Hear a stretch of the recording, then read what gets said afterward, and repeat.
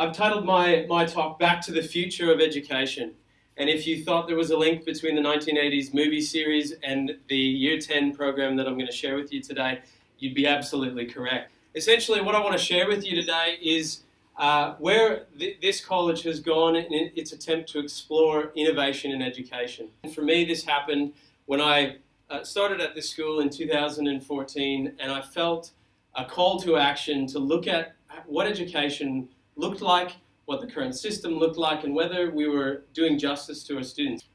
Sir Ken Robinson, I think everyone would agree, who's an educator, is a fairly inspirational speaker. Pretty much anything he says, you leave with inspiration and encouragement to teach well and be the best teacher you can be. Alan November was someone who we got to spend a day with at the college last year. He's from the States, and he talks about students owning their learning. And he's really interested in students' learning and assessment being authentic. And Heidi Hayes Jacobs, who is probably the catalyst for the program that I have the privilege of sharing with you today, she asked the question, what year are you preparing your students for? And I would guess that if you told her next year, she would probably shake her head at you. You can watch all of these people on TED. They've all done TED Talks. And Astra Teller is another one I haven't had the privilege of seeing in person, but he's just done a TED Talk recently on celebrating failure, and it's well worth your time to watch that. If we could get our young people thinking the way his team at the Moonshot Factory, formerly known as Google X, think, then I think they'd be very set up for the future that they're going to face over the next 5, 10, 15 years.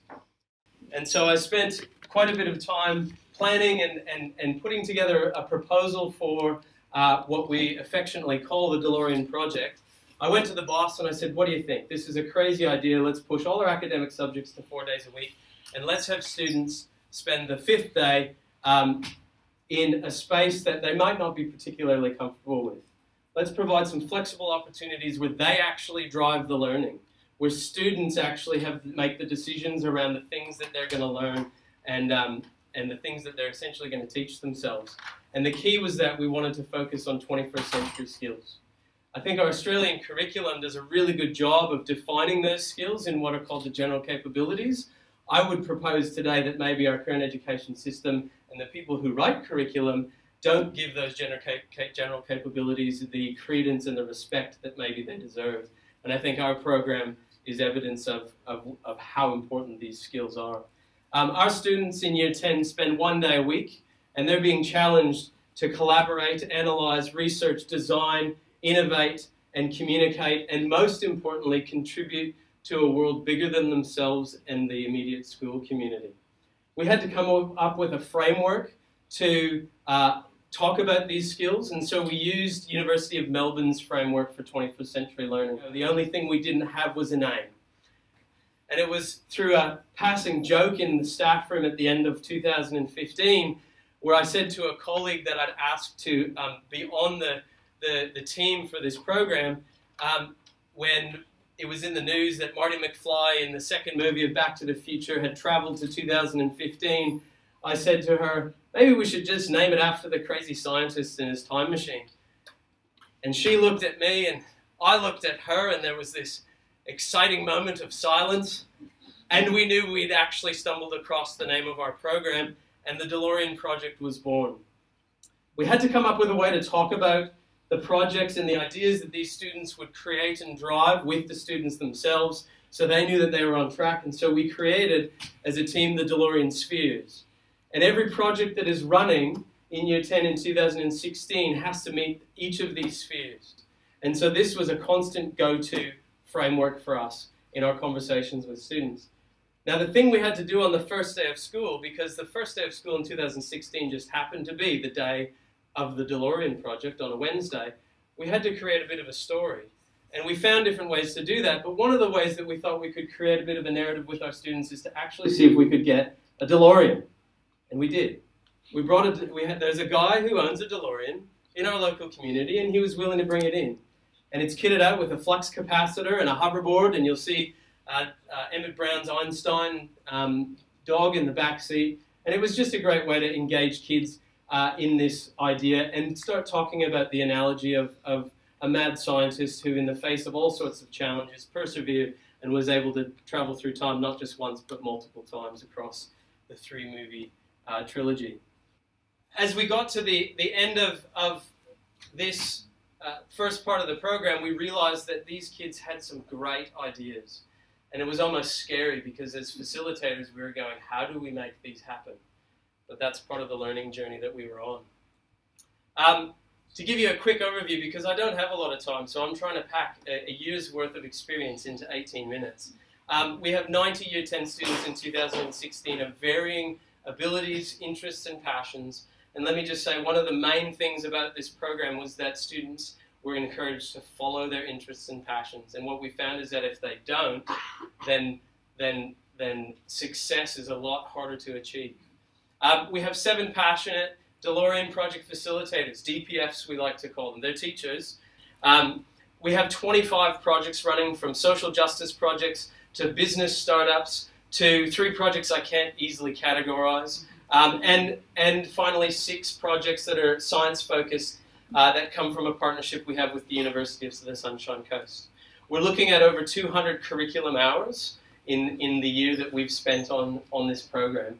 And one of the poignant experiences we had was an event that we called the DeLorean Shark Tank, where students had done a lot of idea generation, and really we challenged them to think big, and then what we said is, now you've got to pitch this to 5 sharks, entrepreneurs and business people in the community. And those sharks were very honest about the ideas that they saw pitched. So for some students, the feedback was really hard to hear. In fact, some groups dissolved after that because of that feedback. Other groups heard some feedback that maybe wasn't particularly positive, and they just had perseverance to carry on. And other groups got great feedback. We actually had 2 groups approached after the Shark Tank where sharks offered further support in a number of ways. And currently we're now working towards our final event of the year, which we've called D-Day, our DeLorean project showcase in mid-November, where students are challenged to share their experience.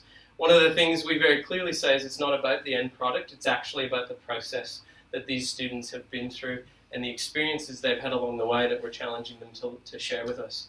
And then of course there's countless stories of every project. I can tell you 25 different stories, and all of them are stories of success in some way or another. But I've got to pick a couple. And so I'd like you to meet the USC DeLorean team, and you're actually going to hear from 4 of these students. I, again, took a bit of a risk with Dr. Adam Polkinghorne at the University of the Sunshine Coast, and I asked for an hour of his time, and I sat down and I just gave it a shot, and I said, this might sound crazy, but what do you reckon about some Year 10s having the opportunity to do some real-life learning at the university? And he didn't say no. In fact, he was quite excited about the idea, and through a lot of work and effort, we now have 7 students spending their Wednesdays working on real research at the University of the Sunshine Coast at Adams Animal Research Center. Each of them are being mentored one-on-one by one of Adams' PhD students, and as you can imagine, the learning that they would do would be absolutely phenomenal. It's very unique, and we're really excited to continue that in 2017 and beyond. This is Pantry Mate. Pantry Mate formed early on. They've stuck together the whole way, but they had a big idea, and it was actually Sophie in the bottom right-hand corner there that realized that all of the interests and passions the group were sharing came down to 2 things, food and technology. And they came up with the idea of and the challenge of whether they could create a smart pantry. A pantry that will talk to your phone and essentially mean you'll never run out of food.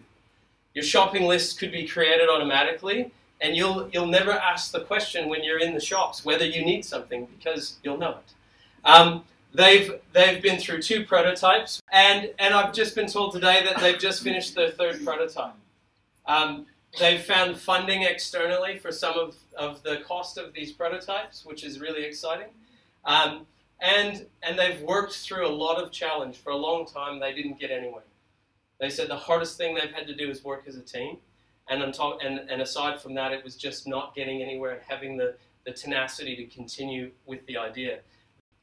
This is Caitlin, and I want to talk about 2 more students, Caitlin and Jade. And the reason I want to talk about them is because they are a good example of us making a really big mistake. both Caitlin and Jade, and believe me, we made a lot of mistakes. Both Caitlin and Jade were told no, something that I would really have not liked to do, but they were told no for a couple of reasons. Caitlin was told no for 2 reasons. 1, she wanted to work as an individual, and 2, she wanted to speak to middle school students about anxiety and depression around the local community. And we said one, working as an individual doesn't allow you to collaborate, and 2, there's no way that someone's going to let a U10 student in to talk about something like that with young people. And so we said no. One of the things we've asked students to do with this project, though, is to be really honest. So Caitlin came to me at the end of the first term when she'd been told no, and she said, the saddest thing for me is that you didn't give me a chance to prove myself. And we had to reflect on that and go, you know what? You're right, we didn't. So we actually came back into term 2 and we said, okay, here's your chance. Now this photo I've cut. This photo was taken a couple of weeks ago. I've cut it off because the rest of the photo shows Caitlin's success. It was taken on her way to speak to 90 Year 8 students at a state high school in Kiwana in our local community. As of today, she's spoken to over 300 middle school students about anxiety and depression. She collaborates with at least 2 qualified psychologists to make sure that her content is not only valuable, but it's correct. So on all facets, she proved us wrong. She's received a public apology from me on numerous occasions, which I'm sure she's very excited and happy about. And it's just a great example of being flexible to give students the ability to show that they can achieve something when most adults would think it's not possible. Jade is another one of our beloved DeLorean students who is not backwards about coming forwards. And we love that about Jade. She will tell us how it is. And that's exactly what she did when she started the DeLorean project. Jade was not happy about this idea. And so rather than me tell you about it, I want Jade to tell you herself, and I've done a quick interview with Jade. So she's going to tell us about her DeLorean experience when it started this year. I didn't really like the idea of it because I was like, just forcing us to do something that we're not really passionate about or that isn't going to be successful. Because I didn't think it would work, so I was like, we're only like 14 and 15-year-olds, so it's not going to work, and it's just a waste of a Wednesday. I really thought we should just do another subject and kind of have another fun year in a sense. And so the first semester of doing a project that I really wasn't passionate about was, yeah, pretty boring. I didn't really enjoy it at all, and I was really just wanting Wednesday to be over and the year to be over. So. Now, at this point, it's probably worth mentioning that Jade is the principal's daughter. And I don't know about you, but if you're trying to create a new program that's innovative and different, it would be kind of nice if the principal's daughter was on board so that when she went home and talked about it, the principal was hearing good things. However, this was reality for us. We wanted honesty, and so Jade was honest with us. Now, she was also very mature in her responses, and she worked with us. And I'm very happy to say that today, things are very different for Jade. But again, I'd like her to share that with you, so she's going to do that now. After the Shark Tank experience, and I left the group that I was in, that I wasn't really passionate about at all, and I sat down and I was like, if I'm going to make this worthwhile, I've got to do something that I'm really passionate about. So I went into the Shark Tank thing with my idea that I was passionate about and to see their thoughts, because I wasn't 100% on it, but I just wanted to see if it could be something, and they told me it couldn't be anything, but they loved my passion for it. So I created a website where I put up a bunch of blogs, and I do like religion and ethics or Sunday school lessons that are available for purchase. I've just received thousands of views and gotten like, I don't actually know how many thousand, but there's a lot of like subscribers and views and stuff, and it became a like popular thing and people were becoming more interested, and I kept on getting feedback. I have 6 different mentors. From a couple of them are in Western Australia, so that means like I Skype and I email a lot with them, and then I've got 2 in Brisbane and 1 with the school and 1 with my church, and so I just talk to them a bunch and I get them to look at all my work. And I was sitting there with my blog and I was like, if I'm gonna build this, I need to like find someone that is in the industry in a sense. And I was like, but who's in this industry? And I'm like, oh hey, I love waking up and reading YouVersion, and I'm like, why don't I just try and get in contact with them? YouVersion is an online Bible app which goes and they do trackers and they have full different versions of the Bible. And they were like, hey, we read some of your blogs and we actually think you're really keen. And they didn't know I was a Year 10 student at all. And they were like, yep, we're happy to sponsor you. I never knew that something like Sunday school or RE and, you know, a Christian blog that I'm passionate about, I really didn't think it would be successful at the beginning. And here I am, so that's awesome. Now, Jade was being very humble about her stats. I can tell you about her stats. She has had over 9,000 views on myperspective.co.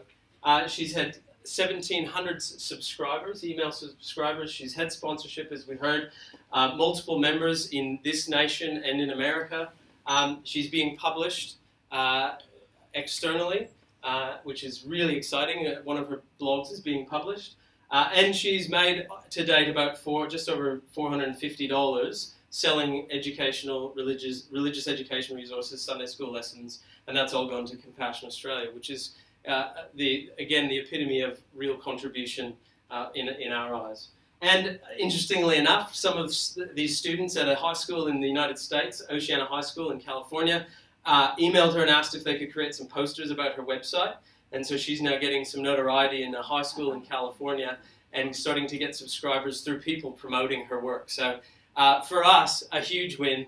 And for Jade, something that I don't think she ever expected out of a project that she at first really didn't see the value of. I'm really keen for the year almost to be over. Not so much that I get out of DeLorean like I thought at the beginning, but so that the project's my project.